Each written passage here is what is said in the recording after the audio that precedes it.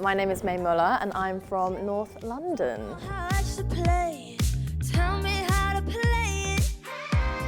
My earliest memories of music.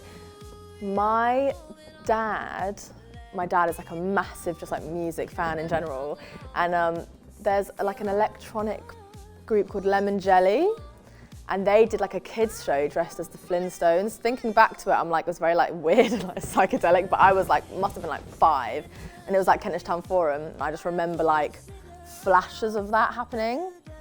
And then I'm playing there in April, so it's a full circle moment really. It's like my first gig and then my biggest gig coming up. Love it.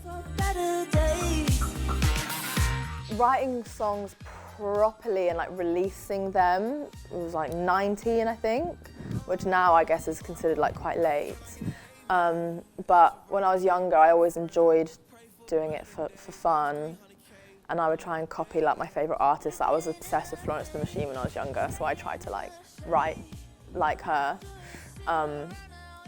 But yeah, I think I was 19 when I put my first song like on SoundCloud as like a actual piece of physical work.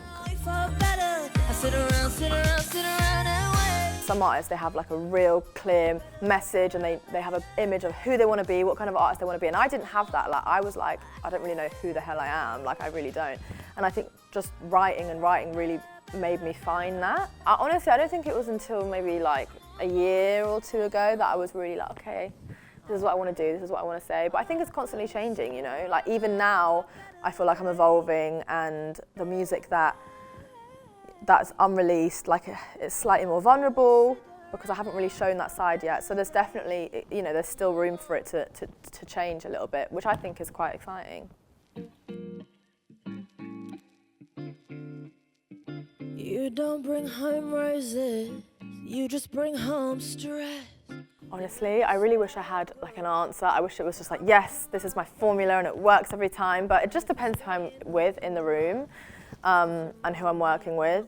Sometimes, you know, I take the lead, and the second I hear, you know, I like when I'm working, say, to start off with like a guitar, and depending on what mood I'm in, I'll just, whatever comes out of me at that time, like I'll just mold it around that. Or other times I'll just go on the mic and just like start doing gibberish like melodies and just see what happens. But I quite like that instinctive, like animalistic way of approaching it, just like whatever comes out, unless obviously like something has happened and I'm like, I need to write about this right now. I wanna make you feel good. So hopefully 2022 you'll get an album from me, but it's so much music that's like in the safe. And I'm not gonna lie, I thought it was pretty much done, and then we released Better Days, and it kind of blew up in a way we weren't really expecting, especially in the US. So it's kind of changed my thought process a bit. And all the songs I have, I still love them so much, but I want to make sure that now with my new kind of way that I'm looking at it in a much bigger way. But I'm like, it's not quite done yet, but it's definitely in the works, and I'm very, very excited.